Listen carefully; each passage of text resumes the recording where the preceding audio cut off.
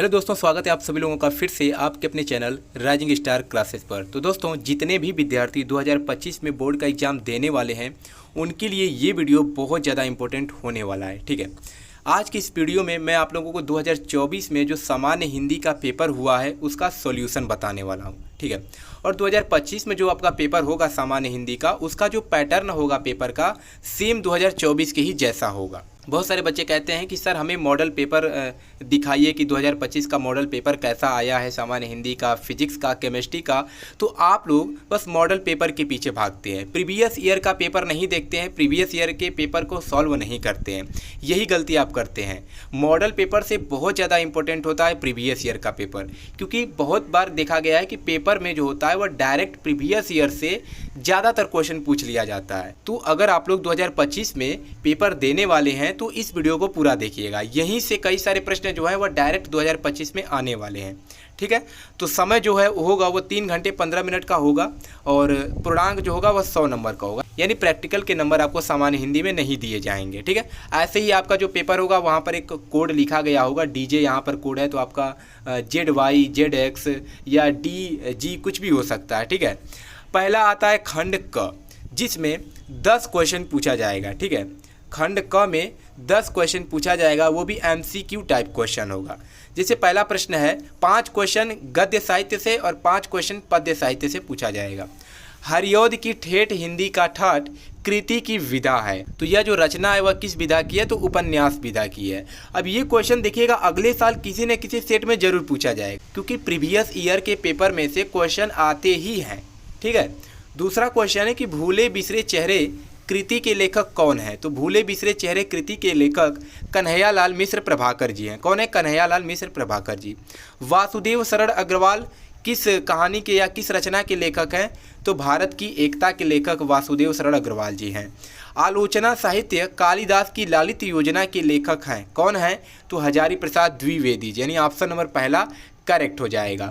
इंद्रजाल कहानी संग्रह के लेखक कौन है? तो जयशंकर प्रसाद। मैं आप लोगों को हर वीडियो में एक बात बताता हूं कि जयशंकर प्रसाद और महादेवी वर्मा, इन दोनों लोगों के जितने भी रचनाएं हैं सबको याद कर लीजिए, क्योंकि पेपर में एक क्वेश्चन जरूर आता है। जैसे यहाँ पर देख सकते हैं, इंद्रजाल कहानी संग्रह के लेखक कौन है? जयशंकर प्रसाद। तो एक रचना जरूर आता है जयशंकर प्रसाद का या महादेवी वर्मा जी का। सुमित्रा नंदन पंत का काव्य संकलन क्या है? तो सुमित्रा नंदन पंत का काव्य संकलन वीणा है। प्रगतिवाद युग के कवि कौन है? तो नागार्जुन है। ठीक है, ऑप्शन नंबर दूसरा करेक्ट हो जाएगा। प्रयोगवादी कवि नहीं है, इनमें से कौन प्रयोगवादी कवि नहीं है? तो मुक्तिबोध। ठीक है, मुक्तिबोध प्रयोगवादी कवि नहीं है।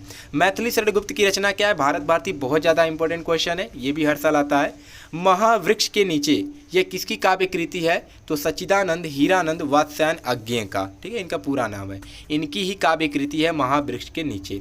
तो खंड क में 10 MCQ टाइप क्वेश्चन आएगा। अब तीसरा जो प्रश्न है वो आएगा कि गद्यांश पर आधारित 5 प्रश्न दिया जाएगा और आपको उसका उत्तर लिखना होगा। ठीक है, जिसमें पहला क्वेश्चन संदर्भ लिखना होगा, दूसरा रेखांकित अर्थ की व्याख्या करना होगा, और बाकी 3 प्रश्न जो होगा वो इसी गद्यांश में इसका उत्तर आपको मिल जाएगा। ठीक है, तो एक गद्यांश दिया गया है कि यह अनुभव कितना चमत्कारी है से लेकर के सर्वोत्तम ज्योत है। पहला क्वेश्चन है कि गद्यांश का संदर्भ लिखिए, रेखांकित अंश की व्याख्या कीजिए, गद्यांश का उद्देश्य स्पष्ट कीजिए, कौन सी ज्योति विश्व की सर्वोत्तम ज्योति है, लेखक ने किसके मुस्कानमय जीवन का चित्रण किया है। ठीक है, तो अगर आपको ये गद्यांश नहीं आता है तो अथवा में एक और गद्यांश दिया जाता है, तो आप दूसरा भी कर सकते हैं। ठीक है, वैसे ही चौथे नंबर प्रश्न में पद्यांश पर आधारित प्रश्न पूछा जाएगा। अगर आपको पहला पद्यांश नहीं आता है तो आप दूसरा पद्यांश कर सकते हैं। इसमें भी वैसे ही 5 प्रश्न पूछे जाएंगे। फिर 5वें में क नंबर आता है कि लेखकों में से किसी एक लेखक का साहित्यिक परिचय लिखना होता है और उनकी रचना का नाम। अधिकतम शब्द सीमा जो है वह 80 शब्द होना चाहिए।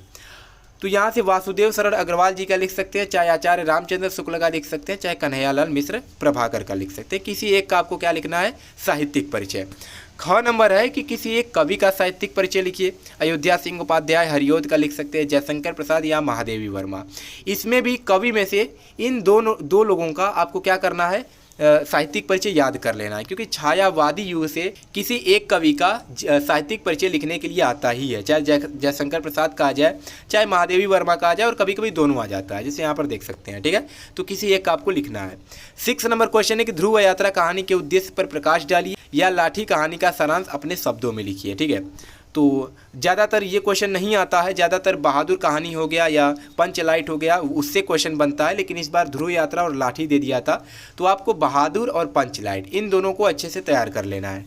स्वपठित खंडकाव्य के आधार पर किसी एक खंडकाव्य के एक प्रश्न का उत्तर दीजिए, यानी आपके ज़िले में जो भी खंडकाव्य चलता है उसका ही उत्तर आपको देना है। अगर आपको नहीं पता है कि आपके ज़िले में कौन सा खंडकाव्य चलता है तो कमेंट कर दीजिएगा, मैं अगले वीडियो में बता दूंगा कि किस ज़िले में कौन सा खंडकाव्य चलता है। अगर आपके ज़िले में रश्मि रथी खंडकाव्य है तो उसके आधार पर आपको कर्ण का चारित्रिक विशेषताओं पर प्रकाश डालना है, या रश्मि रथी खंडकाव्य के द्वितीय सर्ग का कथानक लिखना है, यानी सारांश लिखना है। ठीक है, तो जो भी आपके ज़िले में खंडकाव्य चलता है उसका ही उत्तर आपको लिखना है, पूरे का नहीं लिखना है। अब आता है खंड ख, जिसमें क्या दिया जाएगा, संस्कृत का जो भाग है वहाँ से क्वेश्चन बनेगा। संस्कृत गद्यांशों में से किसी एक का संदर्भ सहित हिंदी में अनुवाद कीजिए, यानी पहले का आता है तो पहले कर सकते हैं, नहीं तो दूसरे का आता है तो दूसरा भी आप कर सकते हैं। तो श्लोक में भी 2 श्लोक दिया गया, अगर पहला आता है तो पहला कीजिए, नहीं तो दूसरा आता है तो दूसरा कीजिए। करना क्या है, तो संदर्भ सहित हिंदी में अनुवाद करना है, यानी संदर्भ लिखेंगे तो 2 नंबर और इसका अनुवाद कर देंगे तो आपको 5 नंबर दिया जाएगा, यानी 7 नंबर का प्रश्न है। 9 नंबर क्वेश्चन है कि निम्नलिखित लोकोक्तियों और मुहावरों में से किसी एक का अर्थ लिखते हुए अपने शब्दों में वाक्य प्रयोग कीजिए, यानी यहाँ से व्याकरण स्टार्ट हो जाता है, व्याकरण से क्वेश्चन बनेगा। ठीक है, 10 नंबर प्रश्न है कि अपठित गद्यांश पर आधारित प्रश्नों के उत्तर दीजिए। तो ये जो हुआ है इसी साल बदला हुआ है। ठीक है, तो इस बार भी पूछा जा सकता है। एक क्या दिया जाएगा, अपठित गद्यांश दिया जाएगा, यानी वो आपकी किताब से नहीं रहेगा और उस पर 3 प्रश्न पूछा जाएगा, यानी 5 नंबर का क्वेश्चन। तो इसका उत्तर आपको इसी गद्यांश से देना है। ठीक है, फिर 11 का क नंबर है कि शब्द युग्मों का सही अर्थ चयन करके लिखिए। सूर और सूर, इनका क्या अर्थ होता है आपको बताना है। भवन और भुवन। ठीक है, निम्नलिखित में से एक शब्द के 2 अर्थ लिखना है, तो किसी एक का ही आपको लिखना है। वैसे ही वाक्यांशों के लिए एक सही शब्द का चयन करके लिखना है जिसके समान कोई दूसरा ना हो, अद्वितीय। ठीक है, जो सब कुछ जानता हो, क्या हो जाएगा, सब कुछ, यानी कि सर्वज्ञ हो जाएगा। निम्न में से किन्हीं 2 वाक्यों को शुद्ध करके लिखना है, जैसे आज मेरा बड़ा भाई आ गया, राधा ने पत्र पढ़ी, ठीक है, मेरे को फल ले आओ। तो इसका सही रूप क्या होगा आपको बताना है। फिर 12 का क ख ग, ये 3 जो प्रश्न है ये फिक्स होते हैं, यानी यही आएंगे। ठीक है, तो 4 से 5 रस आपको पढ़ना है। वैसे अलंकार में भी 4-5 अलंकार पढ़ना है और दोहा पढ़ना है, चौपाई पढ़ना है। इन्हीं में से क्वेश्चन आ जाते हैं, जैसे श्रृंगार रस अथवा शांत रस का लक्षण और उदाहरण लिखना है। अनुप्रास अलंकार या रूपक अलंकार का लक्षण और उदाहरण लिखना है। दोहा छंद अथवा चौपाई छंद का लक्षण और उदाहरण लिखना है। तो यहाँ से 6 नंबर आप आसानी से पा सकते हैं। अपनी गली या मोहल्ले की नालियों की समुचित सफाई हेतु नगर निगम के स्वास्थ्य अधिकारी को पत्र लिखना है। ठीक है, 6 नंबर का प्रश्न है, तो अपने से ये लिखना है, याद वाद नहीं करना इसको। अपनी प्रधानाचार्य को छात्रवृत्ति के लिए एक आवेदन पत्र लिखिए। तो ये अपने से ही ना लिखना होगा, कोई सिखाएगा थोड़ी।